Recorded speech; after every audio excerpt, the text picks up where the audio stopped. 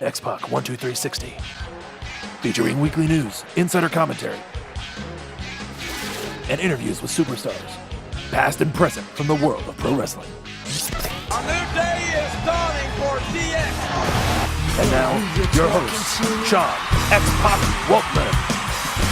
Welcome back to X-Pac 12360. Today's guest was first mesmerized by pro wrestling when he was a kid, with his career as a brawler starting in Alabama bars. This iconic wrestler would juggle a full-time job and single fatherhood while on the road with WOW. His hobbies include racing cars and body slamming opponents into the Mississippi River. So it's no surprise he held the Hardcore Championship title 6 times. He is hardcore. Please welcome to the show, Bob Hawley. All right, Bob. Hey, Bob. Yeah. Thank you for having me. Hey, how are you guys? Great, Bob. Hey, thanks. Thanks Hey, for having me. Christy, did you mention that Bob and I were former WWF Tag Team Champions? Well, seeing as how that lasted for about a day, Oh, Wow. I decided not to include that one, although I assume we'll be talking about it. it counted. It went in the record books, right? People remember it. Yeah, It was great. for sure. There, we started off by me knocking you. How about Hey, that? Thanks you a have an lot. action figure that comes with a tag team title belt, so That's right. Anyways, Right. Yeah. That was. Hey, those were some good times. That's for sure. They were. Well, they were. We can kind of start at the beginning with you because we've all taken a look at your book, which we love. And it was great you talked about growing up and being a wrestling fan, watching with your stepdad. Are there things that now when you go back and read those parts of the book that you think, oh, I left this out, or I really want book, people to The know this Hardcore about Truth. me as I was a kid? Yes, the hardcore truth. Yeah. Oh my God. Yeah. There's so much I left out because I'm all the time thinking of different things that I could have put in the book, and it's like I'll talk to my wife about certain things, and I'll be like, oh my God, and I'll tell her this story, and she goes, you should have put that in your book, and I'm like, I know, but I didn't think about it at the time. Because writing a book is a huge process. It took like 18 months to write that thing, and it 3 or 4 hours a day I was Skyping with the writer of the ghostwriter, Ross Williams, and he would, like I said, we'd Skype for 3 or 4 hours a day for about three or four times a week. That's all I could handle. And then he would write a bunch of stuff, send it to us, and I'd have to proofread it, send it back. A lot of back and forth, a lot of stuff like that. But it was a lot of work. It took about 18 months. Wow. And you did that with the help of a ghostwriter. I'm trying to do that right now, Bob. All on my own. I decided I want to do it all on my own. And so I'm finding out what you found out already. Yeah, and you know what, Sean? Doing it on your own, at least it's your story, and it's coming straight from you. There's nobody altering anything. Not that Ross altered any of my stories or anything like that. Yeah. He nailed it with me, and I give him all the credit in the world. Because I get a lot of people telling me it sounds like I'm sitting down reading the book to them, and Ross Absolutely. put exactly what I wanted in it. And the good thing about Ross was he was in the wrestling business, so he understands the wrestling business. Because you need a writer that knows wrestling. Because if you get a writer that doesn't know wrestling, I really truthfully believe the book's not going to be like it should be. Oh, 100% agree with you on that, Bob. Totally. Bob, have you read any of the other wrestler books out there? Kevin Undergaro joining us now. Sorry, I'm a huge fan. I really haven't. I'm not much of a reader, and I feel ashamed that I haven't. But I've read bits and pieces of books and stuff. Mick Foley's book, bits and pieces of Brett's book, but I'm really not that much of a reader. Those are the two best ones, in my opinion, to have taken a look at, Bob. Fantastic. That's what books. people say. That's from what I understand. Yeah, and the thing is, the reason I've actually read Mick Foley's book is because I rode with him and stuff like that, and felt pretty close to him at certain times. But I wanted to get, because he wrote his books himself. Yeah, he wrote it on the airplane. He wrote most of it on the airplane trip back from England one time. He wasn't happy with the ghostwriter. You remember David Zahadi? It was his father was writing it, And, and Mick wasn't happy with it. He just didn't like it for the reasons why you talked about just a minute ago. And so, I mean, he wrote most of it on a legal pad, a couple of legal pads, like on the plane trip. Oh, I remember that because I'd walk by and he'd be sitting down writing. And I've even asked him, I'd be like, what are you doing? He says, I'm writing my book. It sounds like exactly what I did with him, too. So I bet everybody walked up to him and asked him that. Well, let's talk about you, Bob. Your book is where we first read about your bar fights that you were getting paid for and trying to support your family and having kind of a shoot job, a real job as a mechanic and a welder. Are there things, again, that you've maybe left out that now you want to give us little tidbits? Oh, gosh, you put me on the spot. I wish I could think of stuff right now, but I'm sure I'll think of it after I'm done, Christy. I don't, oh, man. See, I'm drawing a blank right now. Okay. But there is plenty more that I've thought about, and I wish I could remember it right now. If you'd asked me that probably 30 minutes ago, I could have probably answered it and thought of the questions in time to be on the show, but I really can't think of anything right now. You know what, It'll though? come to me. You very well may by the time this is over with, Bob. Well, we have a fan question from John Owens. He wants to know, were you happy with the process of writing your book, and were you pleased with the finished product when it was all said and done? Oh, absolutely. I mean, it was quite a grind. Telling my story to Ross, because as you're telling your story, everything is you're all over the place basically from start to finish. So Ross's job was to try to put everything in its proper place. That wasn't easy for him. I mean, he busted his ass on this book, but I was very, it was a grind. Don't get me wrong, it was a lot of work. Did I enjoy it? I'm not going to lie. At times I did. At times I didn't. But am I happy with the finished product? Absolutely, 100%. I couldn't ask for a better person to write my book because, honestly, I don't think I could have done it myself and put it on paper the way he did. And, Sean, for you to write your own book, that says a lot about yourself because that's a lot of work. And my hat's off to you for that. Bob, what's the feedback been from the book from fans and even other wrestlers? Because I love your book is up there with one of my favorites, and you were very bold and very brave in a lot of the things that you said. But what's the feedback been like? Maybe starting with the fans, have you heard it a lot? You know what? I've been very lucky because nobody has really said anything negative about it that I know of. On Amazon, when they do the book reviews, I think it's in the 90%, upper 90% to where it's very positive. And of course, you have your naysayers and your haters that aren't going to like anything, no matter what you put out there. But so far, it's been very, very positive, and everybody's loved it. And it's like you said, it's one of your favorites, and I appreciate that a lot. And I get that a lot from people too. And I'm very, very grateful for that. Have you heard from WWE at all, or some of those officials? I mean, anything from them as far as what they thought about it?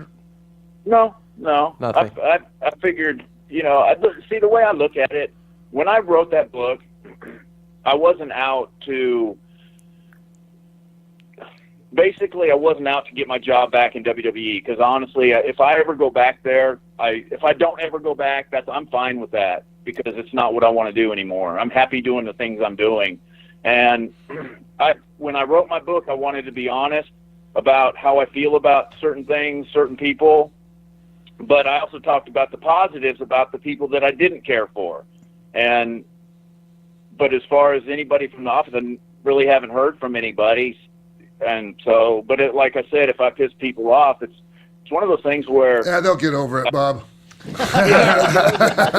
well, Bob, you beat me to it. I thought one of the things that was interesting is that I thought the way you put over Vince, it was one of the first books that actually gave him credit for the different things he had done for you. One of which was the race car. Yeah, gifting you the very, very expensive race car. Can you talk about that a little bit? Yeah, he was. Let me tell you something. A lot of people don't like him, and this is something I should have put in my book, and I think I put it in my book, if I can't remember. But I never heard from Vince once I got my release from WWE.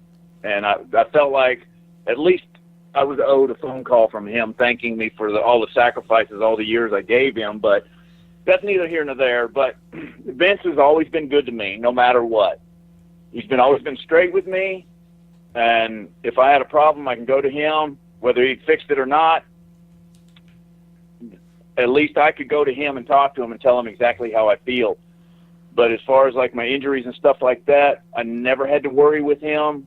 He took good care of me, and not a bad thing to say about him. And the fact that he went out of his way to make sure you got that. That's what kind of took me as the race car. You get on the phone with you and say, "No, Bob, I want you to have this." It was very important. Yeah, absolutely.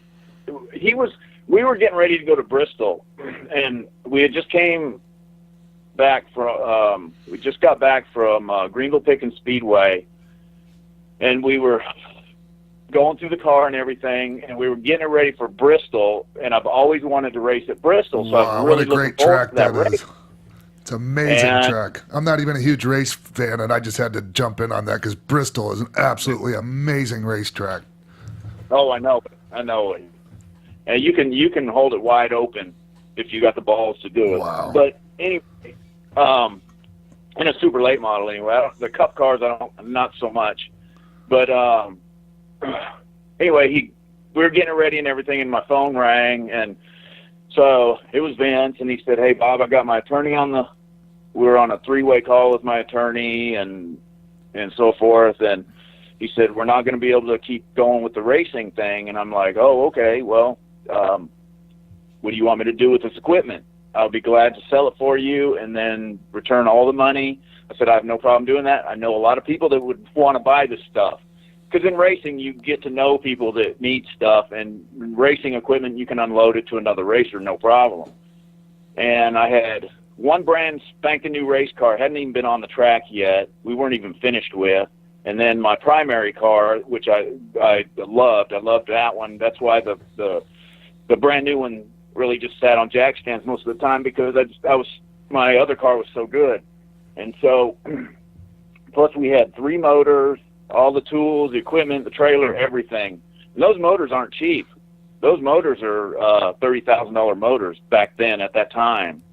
And wow. and this is right when Vince was going through that whole trial too for the whole steroid thing. Yeah, I was going to interject that this was all, for people that don't realize, this was all happening at a real low point for us business wise, where the money just wasn't really there. We were getting. Bob, you and I both we were on the same pay scale back then, and so I know what you were making. You know what I was making. It wasn't very much. we got our draw, and that was basically it. And sometimes we owed the company money, and we never knew when we were going to get paid. Yeah. We never knew. So we would get a $200 draw, and if we were in a run like down South Florida, that would be all we were getting for the night was our draw. Yeah. That was it. For WWF. It'd be 6-8 weeks before we even saw our statement for our paycheck. Yeah. You know? Hey, Bob. And if you did have money coming, it was, like I said, 6 or 8 weeks before you got it. That's right. And pay-per-views, how long was it? 90 days for a pay-per-view at one point? We would wait 3 months for a pay-per-view. Really? They would get the money. They would put it in an interest-bearing 90-day CD, make interest off of our money, and then pay us. Wow. That's smart on their part. Yeah, it really was. It was 90 days, sometimes maybe a little bit longer. And they got the money right away. They got the money right away, Bob. Oh, I know. So. Yeah. But getting back to the whole thing with the race car, and Vince said, "Hey, look, we're not going to be able to move forward with this." And I understood completely because, Sean, we saw this thing coming a mile away. As far as the whole trial and stuff, they thought they were going to be closing the doors to the office.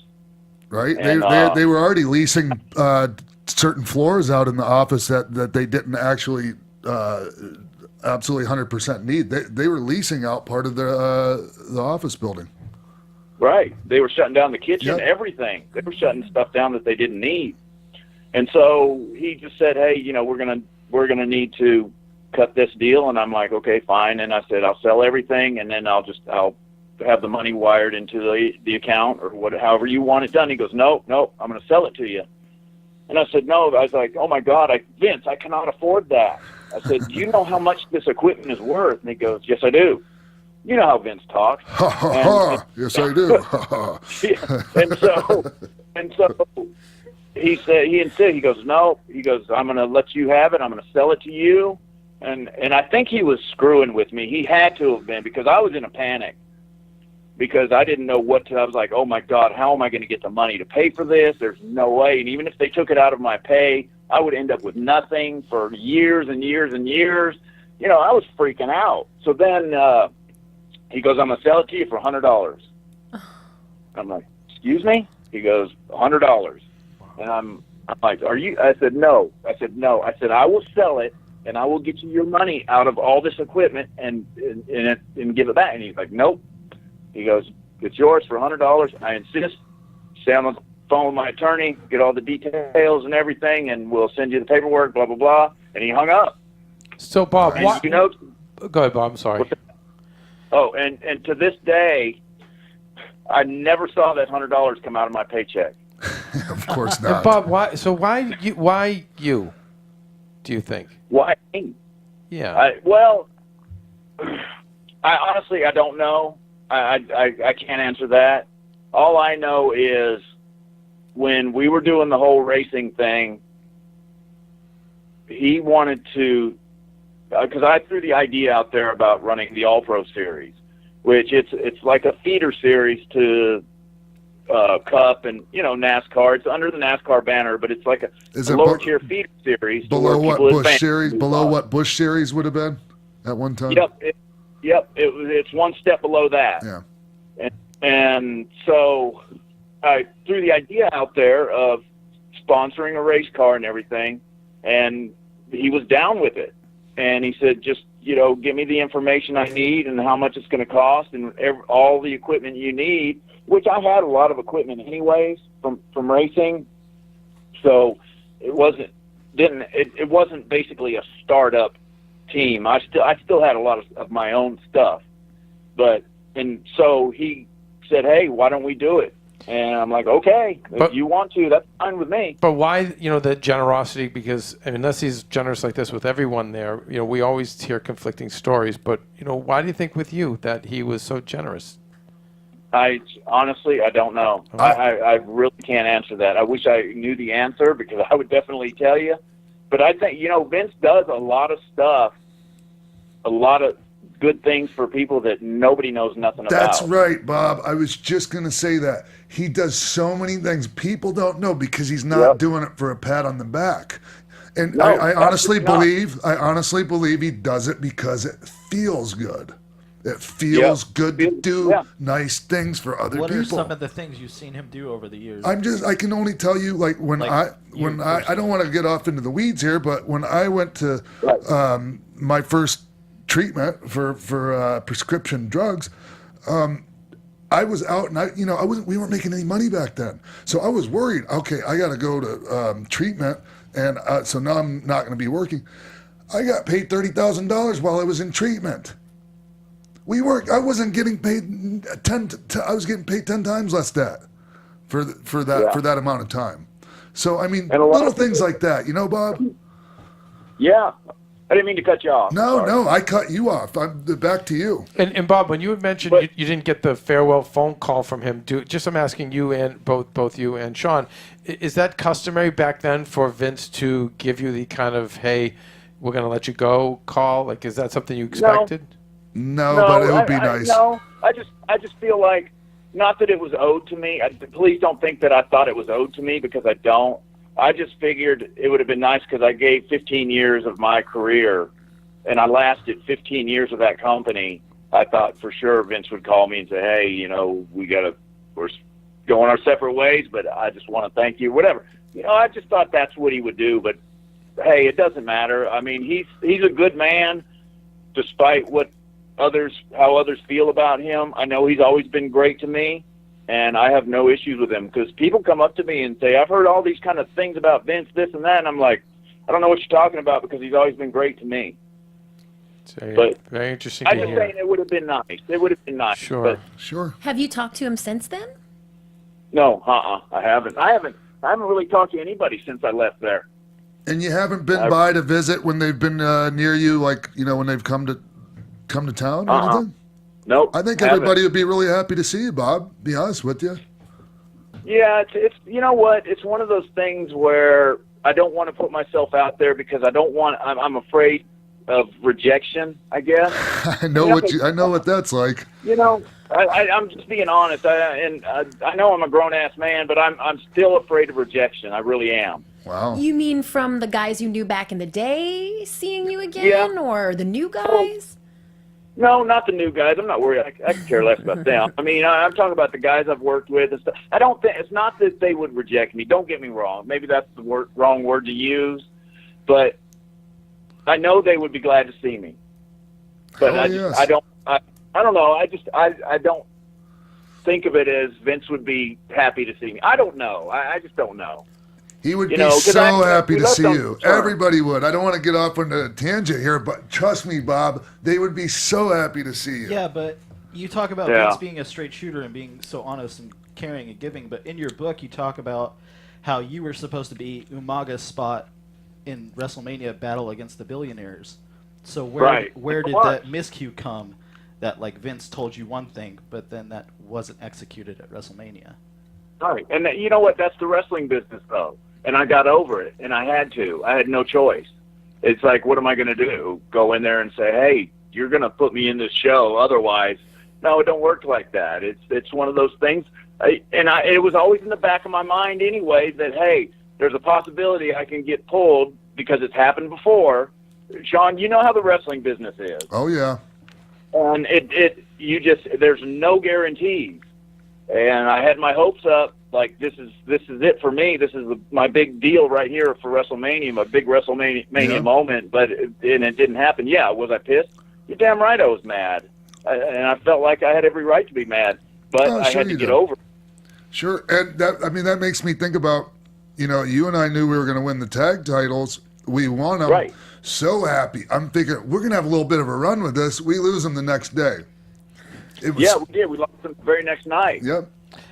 Bob, I wasn't happy about that at all. It's funny because Bob mentioned in his book that the tag titles were more cumbersome because you had to carry it through the airports, and it really wasn't a difference in pay. I think didn't you say that in your book, Bob?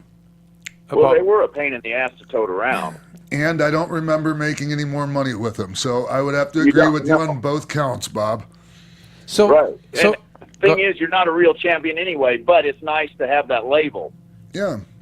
We won the titles and on a pay-per-view, and for me it was really cool because you and I won the tag titles in a building that I used to go to and watch wrestling at from the time I was 10 years old. So that was really cool to me. That was in Tampa, right? Yeah, Tampa, Florida, Sundome. That's what I thought. The clip right now. I want to tell you too, and I want to thank you too, Sean, because I don't know if I wrote this in my book about that little deal with Tatanka and Bigelow. Yeah. Because when Pat Patterson was our agent, you remember that, right? Yeah, of course. Okay. He came up to us and said, you guys are going over, and we'll figure out a finish or whatever. He walked off, and I remember you telling me, I'm going to let you take the win. And I'm like, oh, wow, really? Like, okay. And because I hadn't been there very long, so it was like, oh, okay. I just thought that was pretty freaking cool that you were going to let me take the win. And then you went to Pat and said, hey, Bob doesn't get to go over a lot. How about letting him get the win? And Pat insisted that you're going to go over on Bam Bam. Yeah, it was Bam Bam. You can't.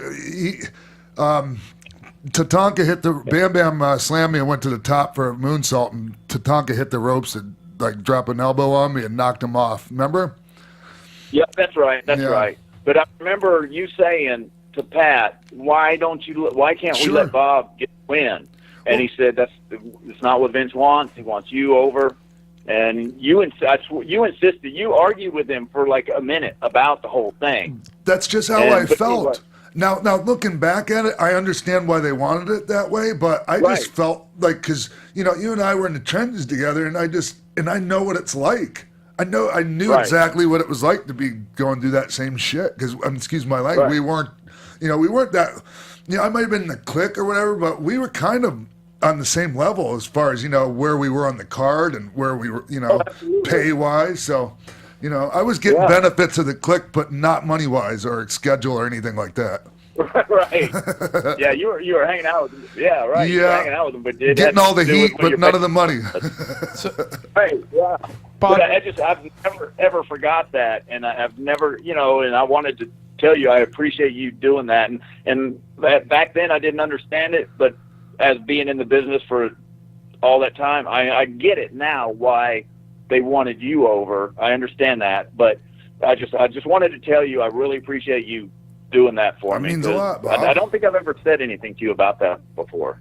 Well, we haven't really had a chance. I saw you last week in New Orleans at the naval base we both wrestled on, and it was great seeing you and great getting a chance to talk to you. Absolutely. And catching up. Talked about our dogs. Yeah, we talked about our dogs because we got a bunch of dog lovers here. Bob, and we'll get into that in a second. But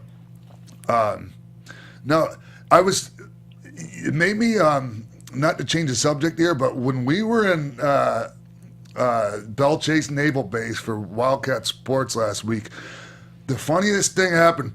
Bob tells me, he says, "Hey, come over here for a second," and he's pointing to this young kid, little blonde-haired kid, and he's going, "If somebody asks you, who do you want to wrestle?" And you said, "I don't care." You want to tell the story, Bob? It was so funny. Yeah. Luke came up to me and said, "That's the guy you're going to wrestle." He said, "I got the story to tell you." He goes, "What happened earlier today?" He goes, I asked him, I said, "You have a choice of 5 guys who you want to wrestle." At first he said, I don't care. It's whoever you want me to wrestle. That's fine. He goes, "No, who do you want to wrestle? I'm giving you a choice who you want to wrestle." And he's like, "It doesn't matter. I'll wrestle anybody." So Luke goes, "Okay, look, you've got Bob Holly, you got X-Pac, you got Al Snow," and he named off a couple other people, Stevie Richard, and he said, "Who do you want to work with?" And he goes, "Oh, I don't care." He goes, "Okay, fine, you're working with Bob Holly." Then he goes, No, okay, wait a minute, I'll work with Al Snow." Okay. How's that supposed to make somebody feel? Right. Well, but you know why, right, Bob? Oh, I know why. I asked the guy later in the locker room, I'm like, "Why did you not want to work with me?" He goes, No, I want to. I'm like, "You're full of shit. Don't sit there and tell me you want to work with me now after you've been busted." And he's like, "Oh, I just heard stories." I'm like, "You heard stories? Okay, what kind of stories?" I said, "Let me guess. You're one of these internet readers, right?" And he didn't say anything, and I knew I had him, but yeah, it was funny. He was guys were messing with him pretty much most of the night. But Bob, listen, for a few fans out there, we have to ask, what are the stories that you would think that he would have heard? What was he intonating? I guess because I beat up people and take advantage of people. And I told him that. I said, "I guess it's these stories where I beat up people and take advantage of people." I said, "Let me tell you something." I said, "Think about this." I said, "You got to use common sense when you think about this now." I said, "Do you really think Vince McMahon would have kept me for as long as he did if people had problems with me?" And he stopped and he goes, "No, that does make sense." I said, "There you go. You got your answer." Well, that poor kid actually, that poor kid led a sheltered. He's led a sheltered life as it is, right? I mean, I heard the story about that. I don't even think he's had sex yet, Bob. I'm pretty sure they told me the kid was still a virgin. He hasn't even kissed a girl yet. Right. That's 100% true. I'm not kidding you. I'm not making any of that up. He has been officially put on blast on Xbox 12360. I'm not. He's a nice guy. He's a nice guy. And in his defense, look, I was in his shoes before. I was scared to death. But the thing is, this guy lives like almost 2 hours away from New Orleans. Yeah. He is every single day. They open the doors for training after work. He is there every day. That's right. His dad. This made me really sad when Luke told me this. He said that poor guy, his family, his mom and dad, tell him he's never going to be anything in the wrestling business. That's right. And so that's why he goes out, he shows up every day to training and drives 2 hours after work every single day, back and forth. So that's 4 hours. And I think he's doing it like 3-4 days a week, 4 or 5 days a week, however many. I think it's well, like you know 5. what? It's a reward for X-Pac 12360 fans. What's his name, you guys? Maybe we can show him some love. What's the name of this guy you're talking about, this wrestler? I don't even remember the kid's name, but I wasn't wrestling him. Do you, Bob?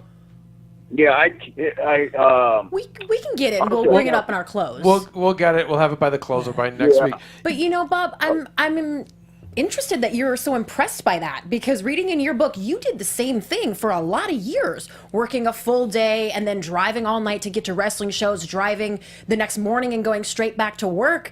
I'm surprised that you even acknowledged someone else doing that, because you did. No, I respect it, because that is not easy to do, Christy. It's not, because you're working a full 8-10 hour day, and then you're driving and then going to practice, and no telling how long practice is. And then you're driving back home and then getting up and doing it all over again. That made me hold him in a very high regard as far as respect-wise. I respect that, because that shows me this guy really wants it, and he's working out at and lifting weights and everything. And you know what? I'm imagining 5 years from now, this kid being a stud, having women hanging all over him, and being a hell of a worker. Oh yeah, hope so. And the thing Is it Danny Flamingo?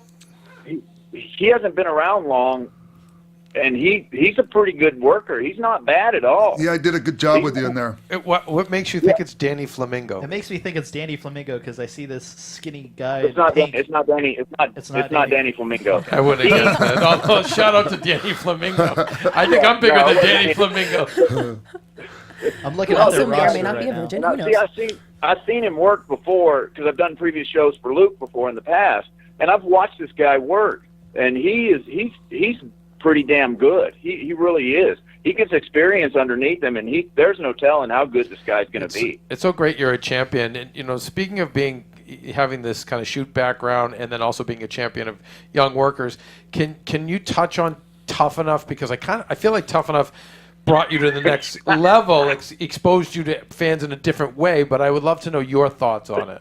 That shit is so watered down. Oh my God. Really?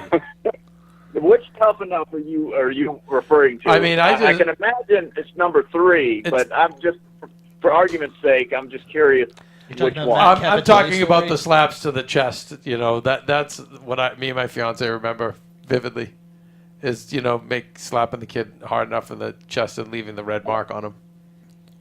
On Tough Enough? Oh, that was Tough Enough too. That was Hawk. And that's what made me go, oh boy, this guy's scary. Because I knew you from the two-sport athlete, rather than hardcore Holly. At that time, and that's what I feel like the world got to know, that you didn't play. Bro, back then, see, that's the thing is, like, back then I was just, because I don't know.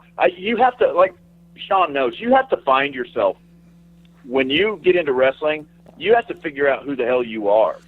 Yeah. And I never knew it all those years. I mean, I knew how, like at home, and the things I did at home as far as hobbies and just playing, basketball and football and stuff like that. I was always rough, or just going into bars, stuff like that. I've always played rough, always. And with the whole Sparky Plug gimmick, it was just somebody that I wasn't comfortable with, and it was just a character that just. And it was so obvious, Bob. It was so obvious, and I felt really bad for you, because what do you say when you're first coming in? No, I'm not doing that. We got to kind of eat a little bit of crow, And absolutely. But it didn't take long. People. When people kind of laugh at it, and then I'll tell them, I'm like, what am I going to tell these guys? No. Yeah. I guarantee if they gave you that name, you wouldn't tell them no, especially when that's been your goal all your life, that you wanted to be in WWF. You would take whatever name they gave you, whether it's humiliating or not, and just run with it. Oh, I hated 1-2-3 Kid, Bob. I hated it. I wanted any other name in the world besides that. When I found out that was the name they were sticking with, And so I thought I had the worst name going, and then you came along with Thurman Sparky Plug. All right. Yeah. I mean, it was to the point where I'd be on the airplane. We'd be on a group flight, and somebody would be, because when we all get on a plane, everybody knows, okay, who are these guys? Yeah. And so I'd sit down, and somebody would go, hey, who are you? What's your wrestling name? Who are you? What do you do? And I'd say, well, we wrestle with WWF, and what's your name? And that's right there. I'd be like, "Oh shit!" That's when I start mumbling. and I would tell them, and they would start laughing. I'm like, "Okay, that's not the response I was looking for, but I understand why you're laughing." Yeah. And so it got to the point where people would ask me, and I'd be like, "Oh, I just work in production." That's what I would tell them. Oh. But Bob, going back to, can we go back to Tough Enough and what was watered down? Because again, I think that was such a pivotal part of your career. It really was. I thought the whole Matt Capitelli deal. Gotcha. What do you remember? Do you remember that? Yeah, it was the incident where, I mean, like in further interviews, when you talk about that, you were down there with a broken neck, and then they were like, "Hey, get in the ring and show this kid something." And the fact that like all you really did was like bloody his lip and maybe give him a black eye. The more you watch it, it's not so bad, especially when like people were dealing with worse stuff. But you're saying it's watered down, Bob. You're not saying it was overhyped. So that's why I want to know how is that watered down? How is it? Watered down? As far as watered down, I mean it's just been run into the ground so much. Yeah, it's been talked about ad nauseum. Except I haven't heard Bob talk about it. That's why I want to hear Bob's thoughts. Let everyone else talk. It's funny because it's like. Because the way I look at it, like, yeah, I had a cracked vertebrae when I got in the ring. Because this is the deal. We were in Connecticut. I can never say the name, Unkinsville, Connecticut. And so they sent me to have an MRI done, and that's when we found out I had a cracked vertebrae. So they made arrangements for me to go to San Antonio. So the next day I thought I was flying to San Antonio. Oh, no, we need you to go to L.A. to do a thing for Tough Enough before you go to San Antonio. And I'm like, but I got a cracked vertebrae. Oh, no, you'll be fine. So I went and did that thing. Yeah, you'll be fine. You'll be fine. Yeah, I'll be fine. Right? I could be paralyzed, right? And so when I saw that show play, when they finally aired it, and then I saw him crying, wanting to quit the business, I'm like, are you freaking kidding me?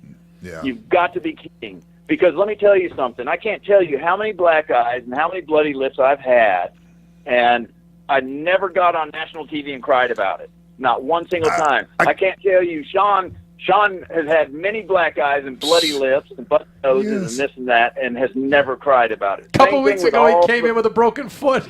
Just a couple of weeks ago, Bob. That's just, I mean, that's just how it is. I mean, Bob, you know, we talked about this.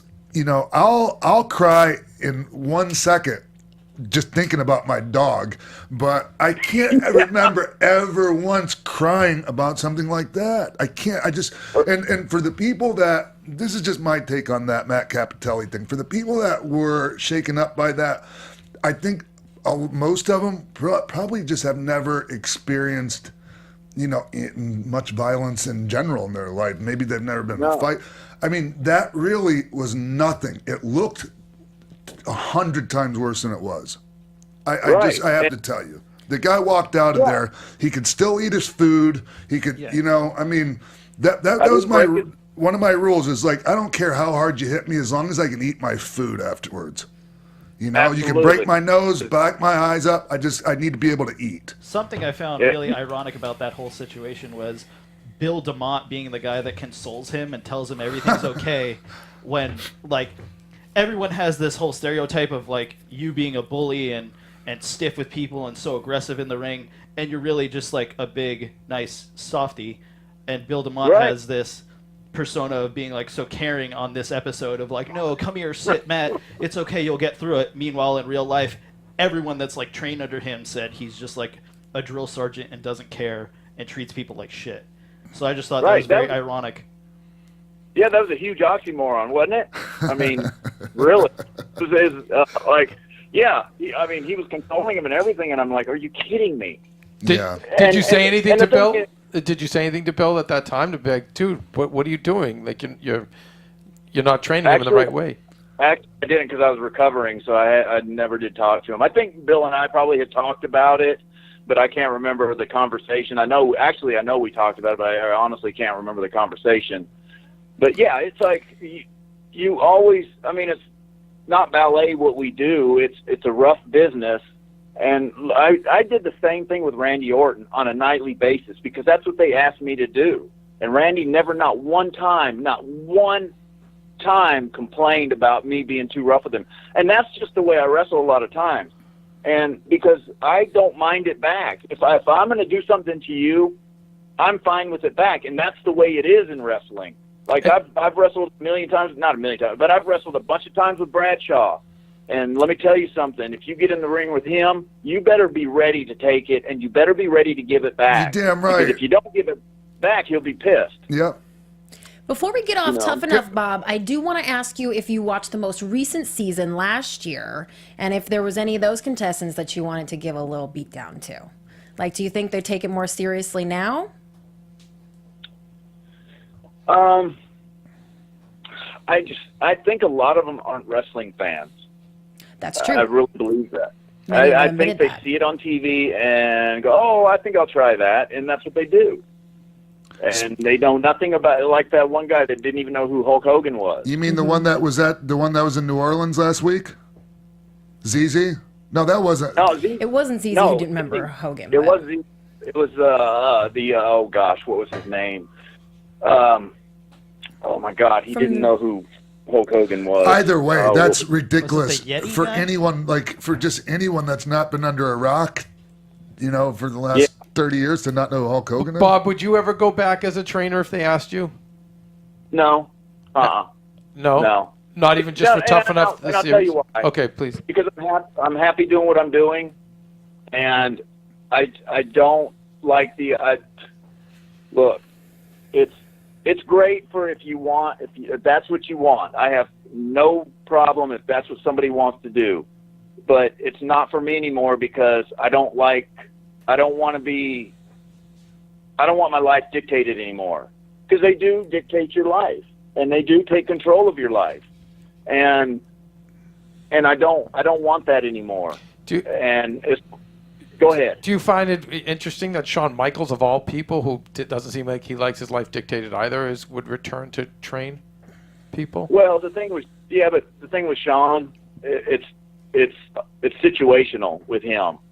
Like, Shawn could probably get away with a lot more than most people can, and Shawn's not going to let them dictate. If Shawn wants to do something, Shawn's going to do it. Right. I mean, that's just the way it is, and right or wrong, it's not the same for everybody.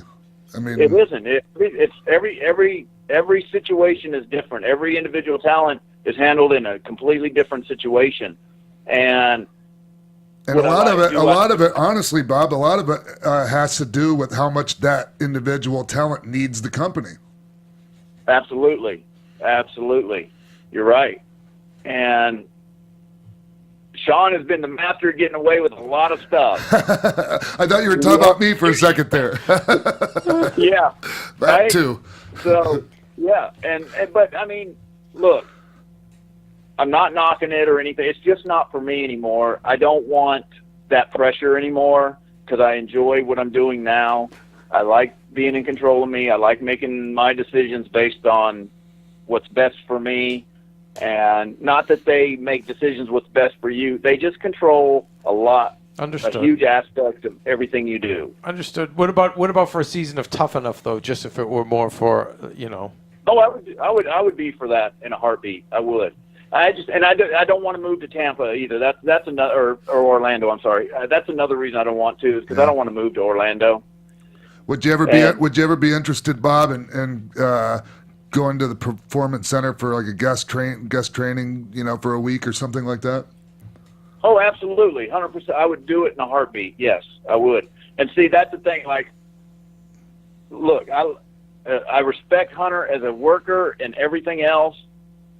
He's fun to be around. He's funny, but I just as a person, I just don't really. I don't think he would have me there. I really don't. It's interesting, because you did write about Hunter a lot in the book, and I know you were so favorable about Vince. Can you talk more about what Hunter? Is it maybe because you guys were both peers? You know, where your relationship was different from your relationship with Vince? Well, Hunter and I's relationship was based on because we were colleagues, I guess, at work. And you have to get along, otherwise you don't make money together. And I've always got along with him fine. I just never agreed with some of the ways he handled certain situations. And I didn't like that. And as far as a worker and everything, to me, he's one of the best. He's a great storyteller, like I said in my book. Right. He's a fantastic worker. He is. He's really good. He's got great ideas. He's got an absolute great mind for the business.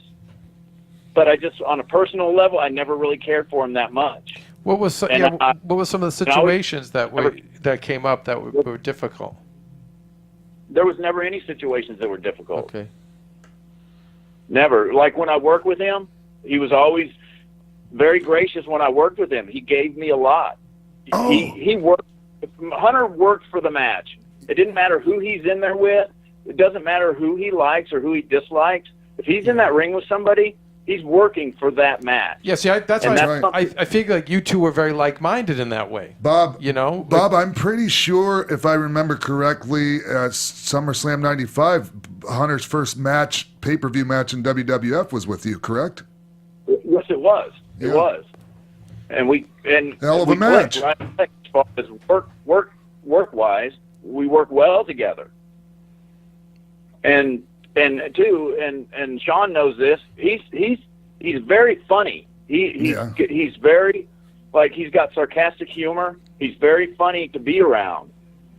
And hey, you know what, Bob? Here's the thing: if two people don't mix well, they just don't mix well. You don't have to force it. It's not that we didn't mix well. I guess it's because of the whole clique thing.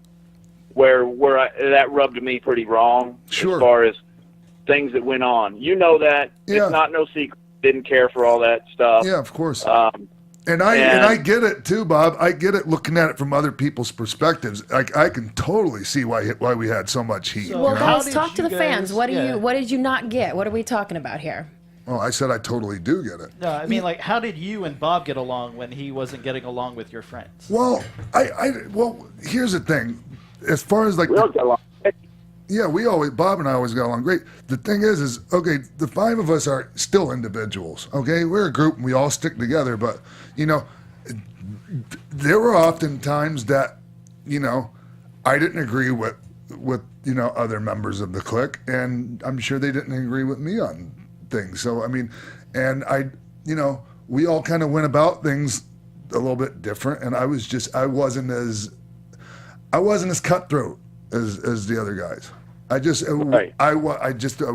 There were certain things that I just wouldn't go there. And I was the guy that would lock your suitcase to the ceiling or something silly like that, but I wasn't, I was still pretty likable, I think. Me and Sean always got along. The thing is with Sean is he was always very consistent with me. You were always consistent with me, and that never affected our friendship in the locker room at all. And despite those guys, like you said, you guys were your own each individual person. You were a lot easier to get along with than anybody else. Oh, sure, I can totally see that. Yeah, it makes a lot of sense to me. Yeah. And I always felt close to you because you were the first guy that they put me with, and I learned a lot from you. I learned a ton from you. And, you were always so I always felt like there was a connection between me and you, and I never just because you were with that group, that never made me think that you were a prick or anything else, by no means whatsoever. I've always had a lot of respect for you, and I've always thought, despite you're with them, I still felt like I was your friend and vice versa. Right. The thing about us is we didn't care if you liked us. I mean, obviously, me personally, I cared if people liked me or not. But, I mean, if somebody didn't and they were really good or great, you were on our team. We wanted you on our team, and that's how we felt about you, Bob.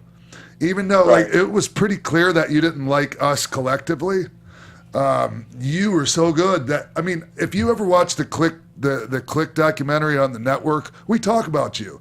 And when Vince and Jerry Briscoe came and met us, and we had this big meeting, and we ran down a list of all the guys. You were like one of the guys that we were like, Bob Holly, you're not doing anything with them, and you need to,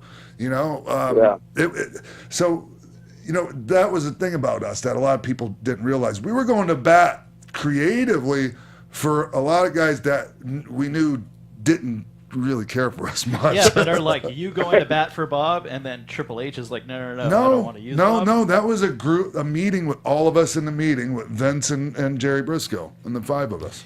We were all on the same page when it came to that type Bob, of stuff. Are you the type of person who's just resistant to clicks in general, or I know people like that just don't, that are resistant to groups, and I'm not resistant to it, because the thing is like when I was growing up, I had a close bond with 4 or 5 guys that I was really close to, that we stuck together like glue, like they did. So I'm not resistant to it. It is what it is. And the thing is, if I would have been in, like, how do I explain this? If I had an opportunity to be with those guys and be as tight as you guys were, Sean, believe me, I would have had no problem being part of that group whatsoever. Because that's what you need in the wrestling business. Look, you can't do it by yourself, and it's so hard, Bob. And that's the thing. And it's so hard, and I can't even really think of any other examples of 5 guys sticking together like that. Is that what the Job Squad was supposed to be then? Like, you guys are all the under guys. Let's stick together as the under guys. No, that's completely different, because Sean, Scott, Kevin, and Hunter, and John, they were like best friends. Me, Al, Blue Meanie, Scorpio, we weren't best friends. So you have these 5 guys that are like really tight that you can't drive a wedge through, and that's a bond that you're never going to break.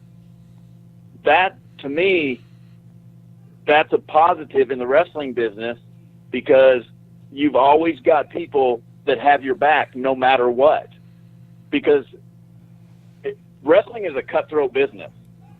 Nobody wants, I don't care what anybody says, that they're happy for somebody to get a break or whatever. Yeah, some guys might be, but for the most part, most guys are jealous because somebody else got a spot and the other person didn't. Yeah.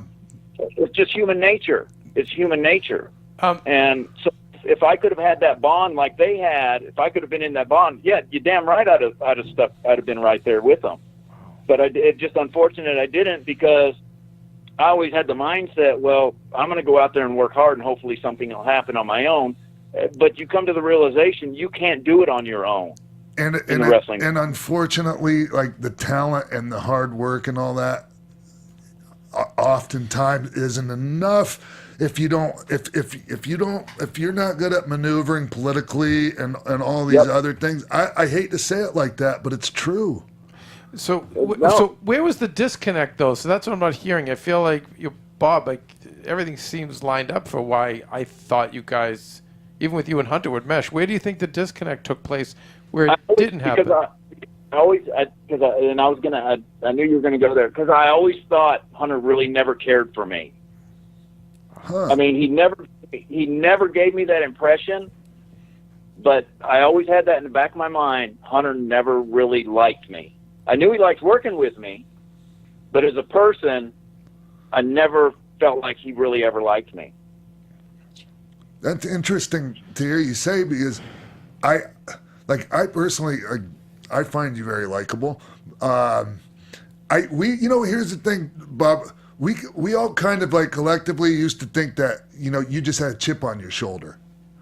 You know? Whether you did or not, that was the impression we got. Like, when we would like joke, I don't know if I've ever told you this, like, if we were, like, impersonating somebody, if we were impersonating you, we'd go fuck yourself. I don't even know if you ever said that. I did. I used to. Okay, that's how I guess that's how I used to. That's how that came about then. Right. But I mean, Because I was, go ahead. I'm I sorry. was always kind of a loner anyway. Yeah. You know, I mean, I hung out with Sid a lot. And you Sid's know that another too. loner. Me and Sid Yeah, were really tight, I love Sid. and I hung out with him a lot. Sid's great. Do you ever talk to Sid anymore? I haven't. No? I would love to, but I haven't. He used to take good care of me, because you know, when we didn't make any money, because where I was on the cards and Yeah. stuff like that, Sid always wanted me to ride with him. Plus, I worked out with him because he worked out really hard, and so did I.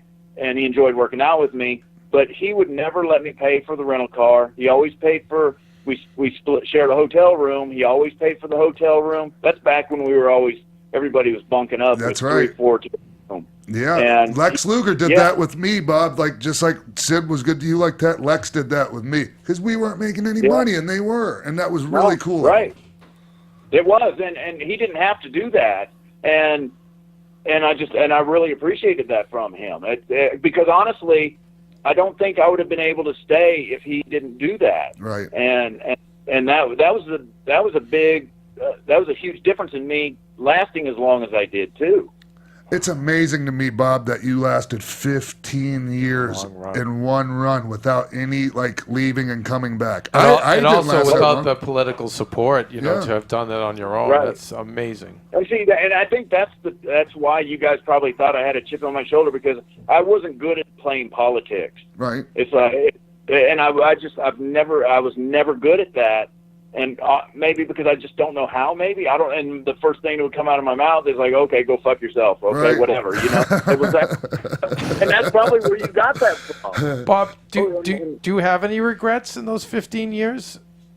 The only regret I have is I think I could have done more for myself than I did, and that was getting with the writers more, getting to know them better, because I always had the mindset where the writers are here to write for us, and I learned that late in the game, Right. and I kind of feel stupid about it, because I should have built relationships with those writers, and I didn't, and I should have been calling them, should have talking to them, should have given them ideas for my character and so forth, because Right. that's very important. Do you remember? And it makes, I'm sorry. Go ahead. Do you remember Brian Gewirtz, for instance, yeah, the writer? yeah, he works for Rock right now. Right. Well, so we used to sit and make fun of like Edge and Christian for bringing for like used to sucking bring him- up. They used to bring him action That's what I was figures. going to tell you. Yeah. I mean, comic books, anything like that, right? Like, and we used to ride those guys and make fun of them and rib them about being brown nosers. But who were the smart ones? They were. Yeah. When you think back on it, they were actually they were smart. And I mean, the writers weren't supposed to accept gifts from talent, but it is what it is, and they were the smart ones, and that's the only thing I regret. I didn't. Gotcha. And I think I could handle the other situations a little different too, as far as just other things, as far as that guided my career through the waters of WWE and everything. But I felt like that was the biggest thing that I took away from it, is I should have been in the writers' ears more. Should have been calling them if not every day, every other day, getting to know them better, and basically doing what Edge and Christian did. Sure. Bob, and during that time, no WCW didn't call you at all to try to steal you away. Oh, they did. They did. Oh, can you They talk did. about that? Did I think about it? No, can you talk about that? I'm sorry. Just It wasn't even an option for me. It was not even an option, because Vince had taken such good care of me, and not monetarily, just through the race car, the whole race car thing. I'm a loyal person. stayed loyal. Yeah. Good man. Somebody, I work for the man. I've never had any problems for him. I just felt like my loyalty was important. Who reached out? Was it Bischoff or one of his agents? It was Bischoff. It was Eric, yeah. And Eric. And you talked to him on the phone? Yes. And it was at that time, that whole deal with Jeff Jarrett happened. Oh, It was when the Jeff. pay-per-view. Okay, when Jeff when he lost the title, when he dropped the title to Joni on his way out that time. Yes. Okay. Yep. Because that whole thing set off a chain of events for JR to start locking talent down. Oh, that's right. Because what happened was Jeff's contract was allowed to expire while he was the IC champion. And so Jeff held them up. He wanted like a ridiculous amount of money. Well, he got it. And you know what? Good for him. They let And rightfully so he got it. You damn It right. was money that belonged to him to begin with. Yeah, a lot of it was just back money he was owed and just hadn't been paid yet, and he wanted that up front, and he got a bunch of stock options too. Ton of stock But options. I asked both of you guys this because this is what's interesting. Yeah. He also literally sold his soul because he's the only one who it doesn't seem like he is welcome back at all with the brand. I don't know that to be 100% true, Well, but you know. so far it's been, right? Well, I mean, Jeff has his own things going on too. Okay. You know, even after Yeah. he left the TNA thing, you know, he has his Global Force Wrestling that he's got going on, and I just think Jeff's doing his own thing. He is, but so you don't think the WWE it has any if bad there's blood money with to it? be made off bringing Jeff Jarrett back, Jeff Jarrett's coming back to WWE if they can bring him back. That's the way Vince is. If no matter what That's issues right. Vince has with somebody, if he can make $1 off of them, he's bringing them back. Gotcha. No matter how much heat's between the two, he's bringing them back. Hey. It's just that simple. Road Warrior Vince Hawk threatened his family, and he brought him back. What? Yeah. When was Yeah. that? It was a long time ago. It's We'll definitely revisit yeah, that we need a another fan time. Q&A Yeah. with you guys to just find out. But you know, Bischoff calls you up, and that's such an interesting time because of desperation. And how does that conversation go?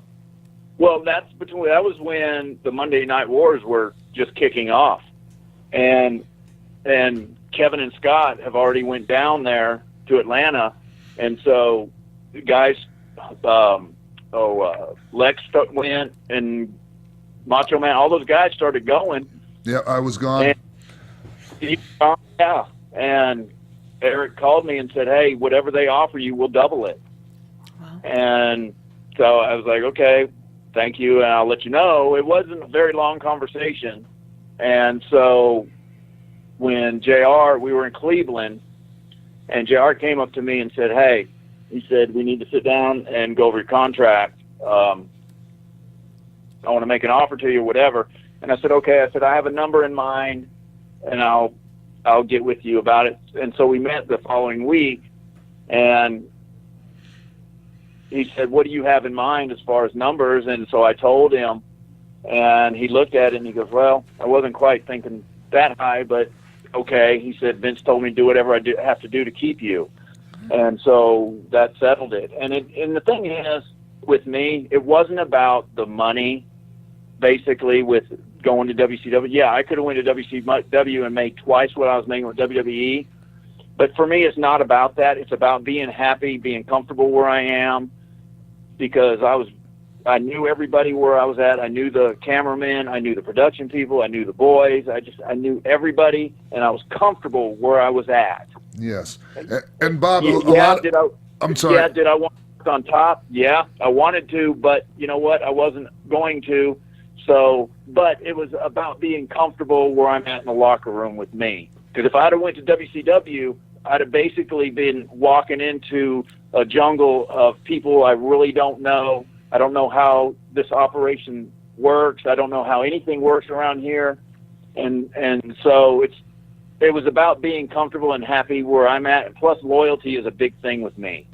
And Bob, the thing is they might offer you double what your downside guarantee is, but that's all you're going to make there. That's all you were going to make in WCW. For Vince, yeah, right. It was their guarantee was the minimum guarantee, and there's incentive to make more. So, I mean, I don't blame you at all. I think that was the right decision to make. Obviously, it was. Well, speaking of loyalty, you chose not to join this lawsuit against the WWE for the concussions. Yes. Because of your loyalty to the WWE. How do you feel about maybe like the long-term effects of the concussions you suffered in your career? Like maybe you might not be experiencing the effects of them now, but are you worried about like down the line what could happen? And I'm not worried about it. I'm not worried about it because the thing is, It's like, that's what I chose to do. Vince didn't twist my arm and say, get in that ring and do this and do this and do this. I chose to get in that ring. I chose to have the matches as far as being as rough, like as far as how rough I was. I chose that. He didn't tell me to go out there and be rough. He didn't tell me to go out there and take a chair shot to the head or anything like that. I chose that career path. And that's what gets me, is like, these guys chose this, and some of them are even still wrestling. So how can they sit there and say they're having post-concussion syndrome when they're still wrestling?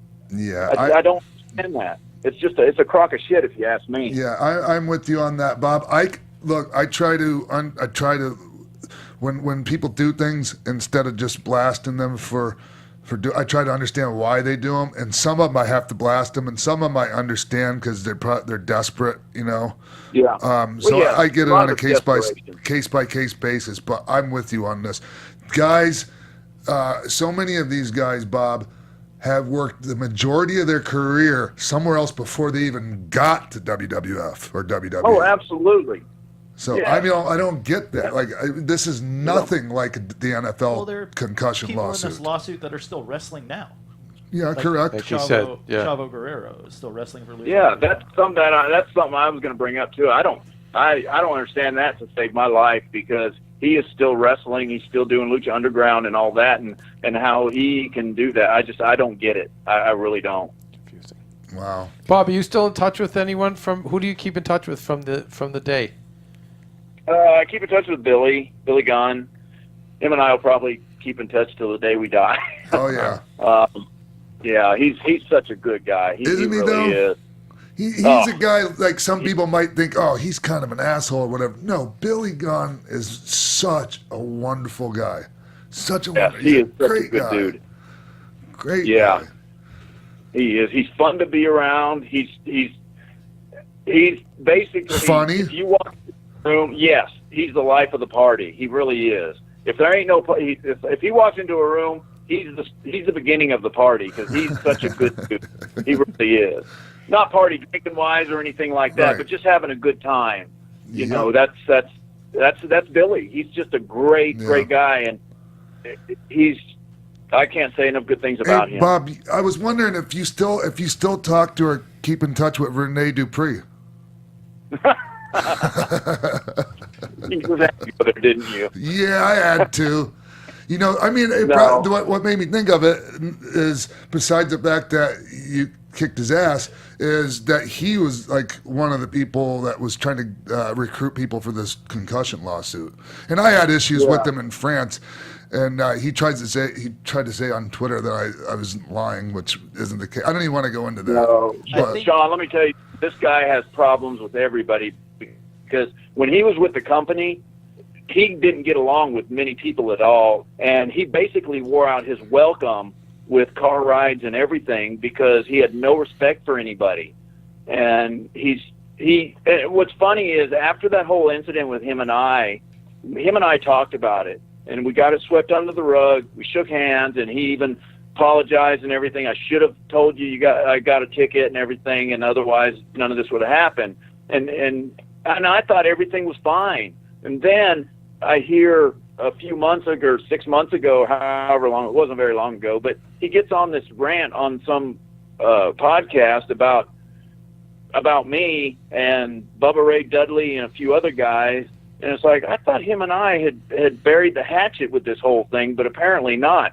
The one thing he did say that stuck out in my mind, he did say, now mind you, when I whipped his ass, this guy is like 250, 265. Yes. And I was only 230. So, and plus the guy is about an inch taller than me. So yeah, he's a lot bigger. He was a lot bigger than I was. But the point I'm trying to make here is, back then he's trying to say he was a young man, he was a kid, and I whipped his ass. He basically said, if I was to see him today, he'd basically whip my ass, because he's a grown-ass man now. He's a grown-ass man now. And I welcome that. I welcome that. Bless his heart. Bob, we'd love to keep talking to you. We have so much more to ask you, but I know we've already kept you a little longer than you wanted, so I'm going to ask the boys to get in their final thoughts here with you. Yeah, go ahead, Oh, well, Jimbo. Can I say something? Oh, Yes, yeah, please. Can I say something real quick? Please. I apologize because I was freaking out because I wasn't sure if I was going to even be able to do the show because we had a water pipe break and everything, and our kitchen got flooded, our downstairs got flooded. It was brutal. And so, but I appreciate you guys having me on your show. I really do. Thank you very, very much. Well, the feeling's mutual, Bob. And, I was so excited when I saw you and you said you would come on because do you remember me telling you that my executive producer and the guy that behind all this was a huge fan of yours? Well, that's Kevin, the one that's been talking to you. Full disclosure chiming in. now. No, as soon as I read your book, I just said I remember calling even someone from my staff before Sean was doing his podcast. I said, we just have to talk to this guy. You're amazing. Yeah, Well, Kevin. Hey, man, I appreciate it. You have no idea what that means to me. I'm telling you, I appreciate it so, so much. I wish I could have Skyped with you guys. Yeah. I guess there's some problem. I wanted to meet Abby. I wanted to meet your beautiful Australian Shepherd, right? Yeah. Oh my God, I was so looking forward to having her. Oh, on. we're showing I a picture. already had it planned out. I was going to have her do tricks and everything for you guys. I had one. We planned fostered out. one. We're looking at a picture right now, Bob, and she is so beautiful. And your arm is huge. You look like Popeye in that picture.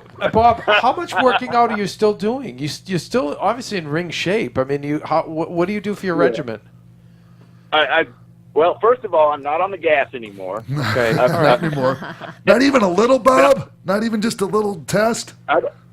I do test, and the only reason I do that is because Sean, as well as I do, if you take testosterone, you stop producing it. Yep. And so I doctor every year. In fact, my doctor's appointment is next week, and I got to go do my blood work so I can get my testosterone, but I take a shot. I take 1 cc every 2 weeks. Yeah. But that's all I do. I don't do any DECA, anything else. That's all I do now. But I mean, I'm not near as big as I was, but You I look still great, work out. Bob.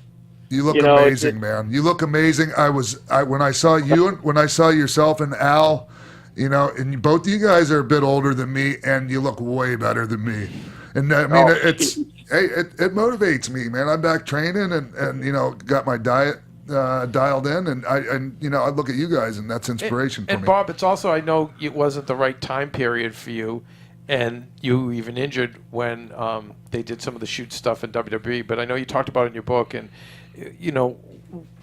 I know it's hard because pound for pound you're a different weight class than Brock. But how do you think you would have done in MMA, UFC if you did the crossover as we're seeing so many wrestlers do in your prime? I don't know. Honestly, I couldn't answer that. Those guys are so tough. I mean, you know what? A lot of it's mental. It's a mental game. It's not how tough you are. It's a mental, how much heart you have is what it is. And I don't know. I honestly can't say. I don't want to toot my own horn or anything, but I honestly can't say. I honestly think I would do okay. Not saying that I would be the greatest, but I think I would do okay. I don't know. You just don't know. Oh no, I get it's that. One of those things and if it were today, Bob, would you have considered being a 3-sport athlete if it were today, and said, "What the hell?" Like Punk, like Brock, would you have considered doing it? If I was younger, I'd be training for it right now, and I've always thought that I always think if I was younger, I would have definitely been training for it. Whether I'd have been any good at it, I don't know, but I'd have definitely been training for it for sure. Because I love watching that. I had a suspicion just from reading the book. I thought you were going to say you love fighting. I was going to say I heard that about you.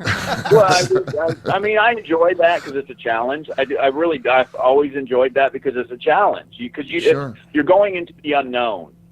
And that's what I like because you don't know what's going to happen. And that's scary, but that's just what I got my rocks off on. That's the scary part. It's not like the thought of getting your ass kicked because honestly, we get our ass kicked all the time. Oh yeah. That's not the scary part at all. Nothing to get hit. Yeah. Nothing to get punched. Nothing. It's a fight game. You don't know if you're going to get knocked out or not. That's just you don't know. But I've always enjoyed that aspect of the unknown. And what am I getting myself into? Am I over my head? Yeah, well, maybe, but you know what? I guess I'll find out. And that's how I looked at it. That's just me. But I mean, I still work out, getting back to working out and stuff. I work out five days, sometimes 6 days a week, and I eat my ass off. That's all I do is eat, and it's very exhausting. It is, but that's what I want to do, and so I enjoy it. How many meals a day, Bob? I eat a minimum of at least 7 meals a day. Wow, that's what you have to do, though. That's right? two more than In that's fact, two more I than ate me. right before I came on here because I wasn't quite sure how long I'd be on, so I made sure I had food before I came on here. But I do, and the reason I do that to try to maintain the weight that I'm at right now. Yeah. Because without being on anything substantial, it's my metabolism is so fast, so I have to eat to at least, if I'm going to be in front of still wrestle and everything, I've got to keep eating like I eat. And I'm always going to work out. I'm always going to be a body guy. It's just that I'm just not going to be as big as I was because I don't need to get on a bunch of stuff anymore. Do you ever, like, if you don't get protein within like 2-3 hours, do you start getting that nervous twitch like Steve Blackman used to when he didn't get his protein? Not quite that bad. Not quite that bad. Actually, my day, when I get up every morning at 4 o'clock and I make a egg white omelet and have Ezekiel toast. I make my wife an egg white omelet and I make myself one, and we have breakfast. And then it depends on what time we go to the gym. I'll either eat again before I go to the gym or go to the gym, get home, eat, and then my day starts. But my whole day is scheduled around my eating times. And I know that sounds crazy, but I have to do that. Right. I have to do that if I want to maintain the weight that I'm at. And you made enough in wrestling just to live like that, just to eat and work out? Are you good? Yeah. Nice. Yeah, I have to be very frugal with my money, though. I have to be very frugal. I can pick and choose what I want to do, and I've afforded that luxury because I've saved my money. But It is almost impossible to eat like that when you travel, though. it is. You can't when you travel. Yeah, you can't eat like that when you travel. And see, I drink a gallon of water every day too, except when I'm traveling. And like I said, I pick and choose what the shows I want to do. I don't work every single weekend. Sometimes I'll do 2 weekends in a row. Sometimes I'll do 1 weekend, take a couple off, and do another show. But I just kind of pick and choose what I want to do. I don't have to work. I choose to. But like I said, I have to be very frugal with my money. I can't go out and buy a new car. I can't go buy a bunch of new clothes. I can't go get this and that. As long as I watch how I'm doing everything, I don't ever have to work ever again. Nice. The title of the book, Hardcore Truth, and I do want to say, and Sean's heard me say this on multiple occasions before I even knew you were coming on the show, that to me, out of all the non-mainstream published books, and all the many, many wrestling books, the hundreds that have been written, this is the best. It really is. Oh, wow. So I encourage people to go to Amazon to pick this book up. And I also want to say, and I'm stepping out of character here because I'm an EP on the show. I'm not a host. But I will say, from knowing the McMahons, from Sean knowing Hunter, everything I heard today, I am going to predict that there is going to be some kind of reconciliation / there's more with Hardcore Holly and WWE. I just feel it. I'm sorry. Just from everything he says and the sentiment he has and what he could offer to the brand, that's all I'm saying. Oh, I you know guess what? I agree. And I really appreciate you saying that. I do. That means a lot to me because, honestly, I don't think I have anything to offer. But for you saying that, it makes me feel really good. It does. Because I don't look at myself like that. I don't, but, and can I say something else? I've always thought if they called me to come do Royal Rumble, I would do it. Only one condition. As long as I was in there for at least 20 to 30 minutes. That's the only way I would do it. The only way. Well, I don't want to end up going out there and then get thrown out in 5 minutes. I want to at least spend some time. If I'm going to do it, I need to spend some time in there. That's my theory as far as, because people have asked me before, would you come back and do the Royal Rumble? And before I've said, I don't think I would, but I probably would if I got to spend some time in that ring. I just think your honesty, the example you would set for the younger people in the business. I think the loyalty. I just think there's so much integrity and honesty, and I think that is valuable to any brand. And I just think that there's probably a miscommunication along the way, and hopefully this podcast and Sean whispering into the click's ears, and my fiance Maria Menounos, who wrestles, but I just feel like there's more. There's more here. And it takes time. Look at Bob Backlund is a friend of mine. It took him a lot of time, and now they're seeing him being so insane is actually a valuable part to them with their brand. So and that's Bob. So. Well, I really appreciate it. I do. I'm very grateful for that. Thank you very, very much. That actually makes me feel good that you said that, to be perfectly honest. Thank you. It's the truth, you know what? Bob. The thing that people don't know about me. What's that? I'm sorry? No, I was just saying it's the truth. And were you just about ready to tell us something that people don't know about you? Because that was going to be like the last question, and a question I'm going to ask people from now on. Yeah. Believe it or not, I'm a really sensitive person. I really am. And that's another thing, like with the whole thing with Hunter and everything. I've always, it's something that was probably just in my head that I thought he just never cared for me. And, moving on from that, other than that, I've just always been, kind of sensitive. And like, I can relate, Bob. I can totally relate. I'm not, like, as far as people and stuff like that, I have sympathy for people. I really do. And I feel bad for people. And a lot of people think that I don't give a shit, but I do. Especially dogs, of course. Hey. But, yes. Yeah. And another thing too, is I'm a survivalist. I study survival. That's just something else a lot of people don't know about me. And how much time do you have to show? I know. How much time does you want to We're talk? working We were around just worried you. about you cutting us worried off. about you. Yeah, no, we got all the time. As long as you're not waist deep in water in your house, we'll keep going.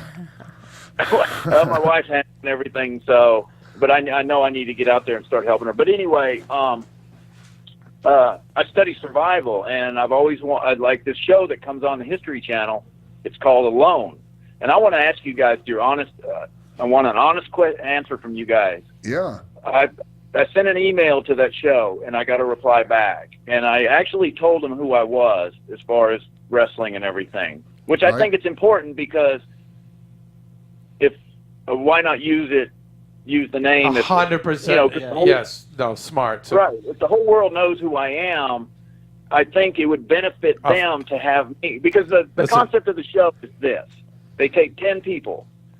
They drop 10 people off in a remote area. You have to survive by yourself. You have no idea where the other 9 people are. You have to survive by yourself with 10 items that you choose to take with you.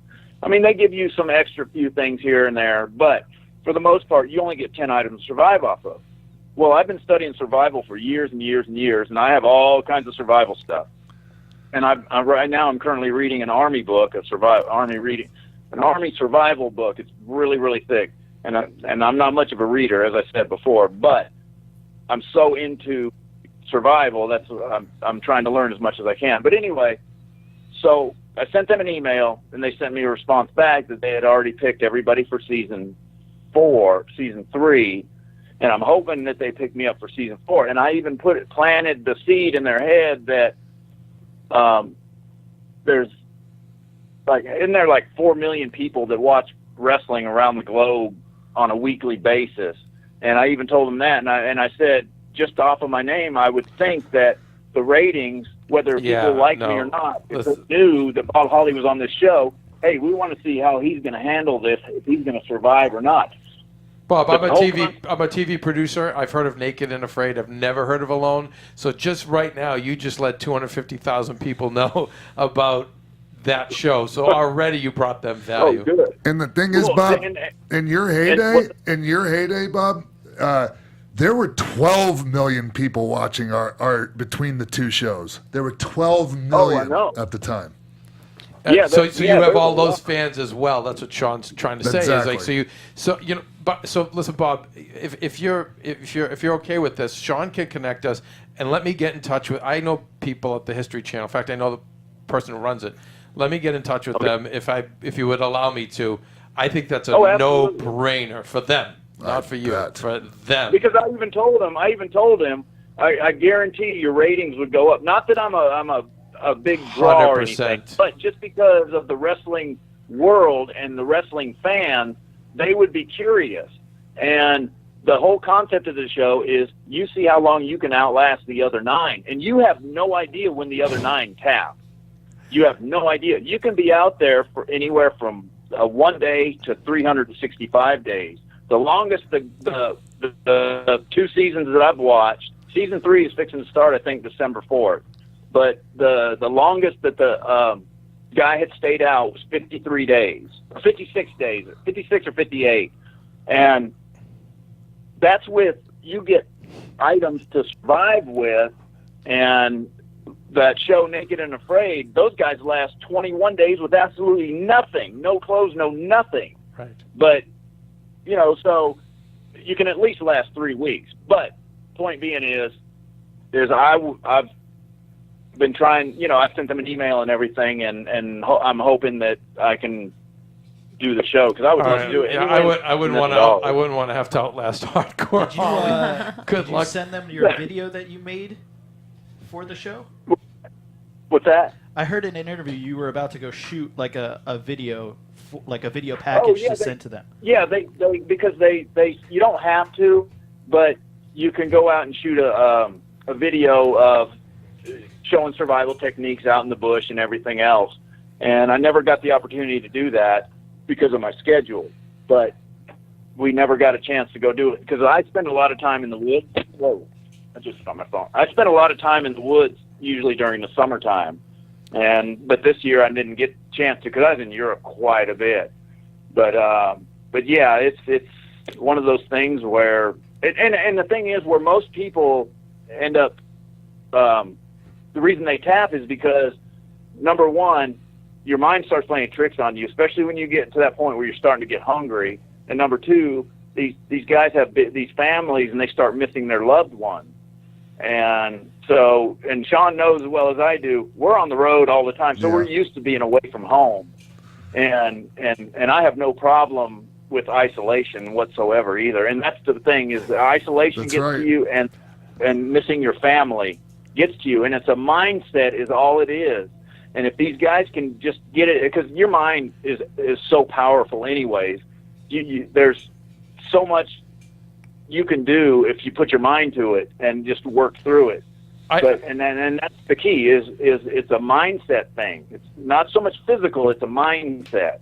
Physical plays a little part in it, but it's more mind. All right, Bob, so I have to go a little fanboy here because Stone Cold, you know, the Rattlesnake, who I'm a huge fan of his too, and his hunting season so important to him.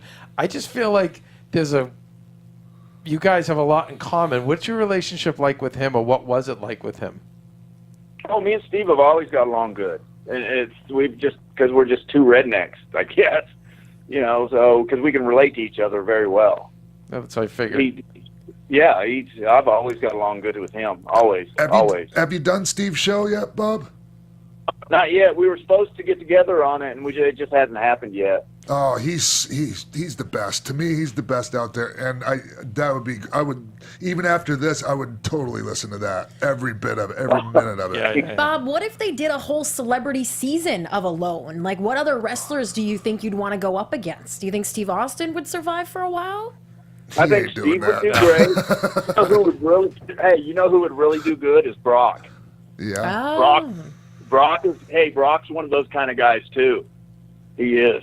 The farm boy. I'm gonna go wild card here with X-Pac, and I'll tell you why. Because he can take a lot of pain and a lot of punishment. So you know what I mean? Isolation. Seriously, I'm just fine. Yeah. You know, like you might not have the Solitary. wilderness part down, like where he's gonna have that part down. Yeah. But I think Brock would be hard to beat. I'm telling you, on that deal out in the woods. He'd be why hard does to he beat. know? Brock knows the woods. Yeah, but is Brock that like the hunter type? Oh, like, yeah. Big time. Oh, absolutely. Middle America He farm boy. He moved to Canada to go hunting up there. Mm-hmm. The only thing is, there's a lot of there's a lot of muscle mass there that has to be kept. Do you know what I mean? Like Yeah. That just means you have more to that your body body can can last live longer. off of. Yeah. Oh, mean, yeah. So, I've just found Yeah, those but- guys to get awful cranky when they start losing, like, food, and I'm just saying. Well, at least there's no mirrors out there in the woods. right, exactly. And see, the thing is too, it's just temporary. It's not permanent. It's just temporary, and that's another thing you got to tell yourself. That's it's right. just temporary. You With know, all so kinds of again, things. it goes back to it's all a mindset, and that's all it is. That's all it is. So, but yeah, I mean, that's what I would love to do. And We just put it out to the universe, so we'll get to work on that's it. Hopefully, Hardcore. we can make it happen. We so. will work on it. Hardcore Truth, you guys, on Amazon, right, Christy? Yeah. Anything else? It's available on Kindle and audiobooks as well. Yeah. In your book, you mention that you're not the biggest fan of women's wrestling. So I was curious if you still feel that way today, and what you think about the women's revolution in wrestling. Oh, women's wrestling has evolved so much. I honestly think they can carry a show. I really do. I think they can main event a pay-per-view now. It has evolved so much, and the talent has become just so incredible now. Did you happen to see Sasha Banks and Charlotte from Raw this week? No, but I heard about it. I Yeah. heard it was just unbelievable. Yeah, I'd be lying if I said I had a chance to watch it because I was busy being part of an interview with George Takei, which was awesome. But yeah, but anyways, I heard it was phenomenal, and I'm still gonna watch it. But back to the lady. So, I'm sorry. No, I was just wondering if your views have changed since you wrote your book, That's a really and good how you question. feel about this whole women's revolution. And then, you say that they're ready for a main event. Do you possibly see them doing a main event soon? How did you feel about them getting the main event at Hell in the Cell, but then they were like, no, there's really 3 main events. They're just going on last. No, I think they can. I think they deserve it. I really do. Look, you got to understand. My book was written 5-6 years ago. Mm-hmm.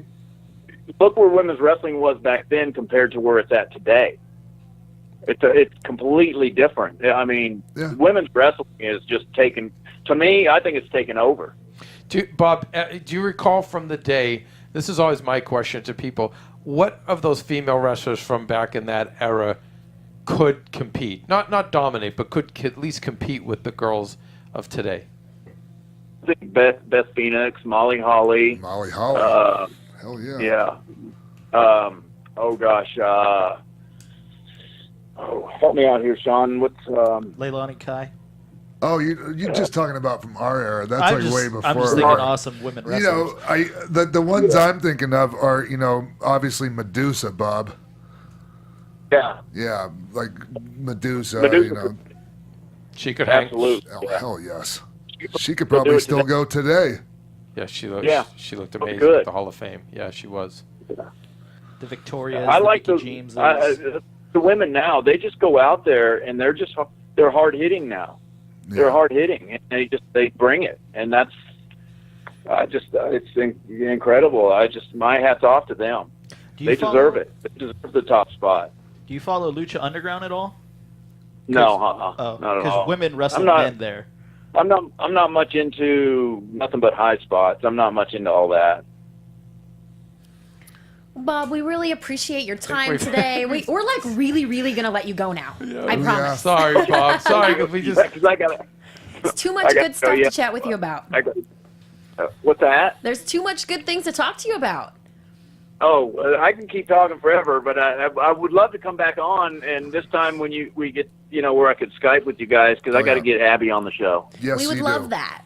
Yeah, you do. Yeah. Bob, thank you so much, man. It's been great talking to you and just catching up and talking about a lot of things that we actually have never talked about, even though we've known each other for all these years. So, Yeah. so yeah. cool, No, man. thank you guys. I mean, I just feel honored that you even asked me to be on your show. To me, that's a big deal, and I really thank you, appreciate man. that. I appreciate all you guys. Means Thank a you lot so to me, much. man.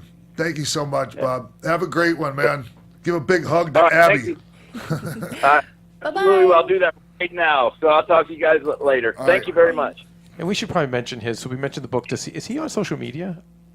Yes, we have his social media up as well. All right. And what is it for our audio fans like I me? believe it is at the Bob Holly. Thank you very much. Sorry, You're welcome. I'm old school, so I'm audio. I don't watch you guys on YouTube. Sorry. And Bob does only have Twitter, so don't look for him on Instagram, folks. And he's really good about replying to everyone who tweets him. Yeah, like, he that's talks a about big that. He thing loves to hear to from him. the fans. Yes, he makes time to reply to you. Which he's is a huge everything deal. I thought he was from the book. Yeah. He's more. Yeah. He's a hell of a guy. Yeah, very, Just very, like I knew about you. very happy Mr. with Waltman. that. That was really cool. Yeah. So. Good. Well, we do have a little bit more X-Pac 1, 2, 3, 60 for you, and we will be right back. Hey guys, Maria Menounos here. We want to let you know about my new show on SiriusXM Stars Channel 109. It's called Conversations with Maria, and it's live Monday through Friday at 10 a.m. Pacific, 1 p.m. Eastern. Go to conversationswithmaria.com for more info. Buzz you later. We're coming back at you on X-Pac 1, 2, 3, 60. We just chatted with Bob Hardcore Holly, and man, what a juicy chat it was, if I do say so myself. It was very juicy, and Bob, it was very, very gracious of him to give us how many hours? It was like almost 2 hours Yeah. of his time while his house is flooding and his wife is taking care of everything. Yeah, my wife's got it. No big deal. Sorry, Mrs. Hardcore. Me and the dog are fine, so that's all that counts. No, I'm just kidding. Thank you so much, Bob. And thank you guys were great. It's best job so far. Yeah. Both of you guys. Thank you. Yeah, that was a fun one. And we Yeah. always love when Kevin can come and hang out with us, too, because he is a Oh, yeah, super Kevin, fan. too. Yeah, he was all right, too. Well, we want to keep up with all of you guys on social media. You never want to miss an episode of the show. Make sure that you give us a thumbs up on Facebook at facebook.com/xpac12360 show, where we've got links and news and photos. Also, Instagram.com/xpac12360. Give us a follow. We also love fan art. Send us whatever you've got and questions for next week's guests, which include Zach Gowen. That's right. And also, Lenny the Grappler Denton will be on the show next week. It's going to be a Huge big Grappler one. fan. I'm a huge Grappler fan. Yes. Oh, I love him. I work with him at the WC. And Dirty White He's just Boy, too. fantastic. Yes. Oh, All right. It's going to be good. And you can follow me in the meantime. If you've got questions for those guys, please tweet them at me at Christy Reports. And Jimbo, where can they hit you up at? Follow me on Twitter at Jimbo in the Booth. Buy my documentary, The Young Bucks' Too Sweet Journey, at highspots.com. And you can follow me on Twitter at @TheRealXPac. My Instagram is just Real X-Pac because somebody already took the Real X-Pac. Yeah, you don't have no pictures there, Sean. I know. We're going to work on that. Look, We'll work I'm on it. working on it, folks. I'm working on it. But anyways, thank you so much for tuning in. And we'll see you next week right here on AfterBuzz TV. From executive producers Maria Menounos, Phil Svitek, Kevin Undergaro, show producer Jimbo Frank, managing editor of AfterBuzz Wrestling Christy Olson, and managing producer of AfterBuzz Wrestling Mark Bidonica, and the entire X-Pac 12360 staff, we would like to thank you for tuning in. Feel free to like us on Facebook, rate and comment on iTunes and YouTube. Follow X-Pac on Twitter at @TheRealXpac, and email us at xpac12360show@gmail.com. This has been a presentation of the AfterBuzz TV Network. Buzz you later.